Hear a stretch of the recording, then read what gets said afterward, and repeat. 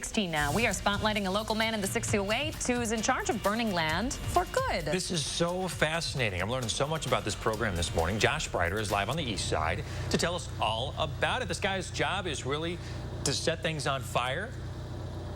Yes, yeah, isn't this fascinating? This is what he is in charge of overseeing here every year. We're live at Door Creek Park this morning. This is just to the southeast of the 90-94 interchange, and you can actually see they actually did some prescribed burning here in this location this week. There's a couple test areas along this ditch, and you've probably seen or have driven by these before. Take a look at your screen right now. Sky 3 shows us a prescribed burn in action at Door Creek Park earlier this week.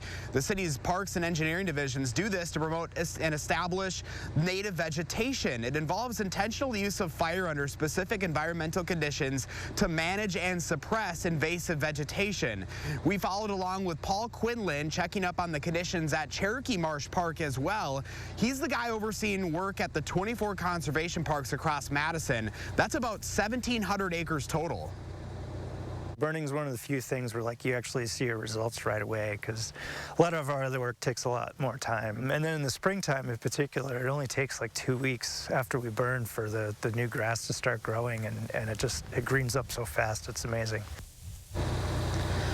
So many of Wisconsin's native species have adapted to survive or to benefit from fire events, while at the same time the presence of invasive or undesirable species is reduced. Now that burn season is going to be wrapping up here within the next couple of weeks. Typically the end of November is where they shut things down, but then they'll be back out here next spring, which is actually a bigger time for them due to the weather conditions at that point. So pretty fascinating stuff here, guys. And coming up in our next half hour, we're going to learn a little bit more about Paul's job, his passion behind it, and really how good this is for the environment. But we are also admiring that sunrise out here this morning. It's a beautiful morning, cold start, but a lot of color in the sky, guys, on this Wednesday morning.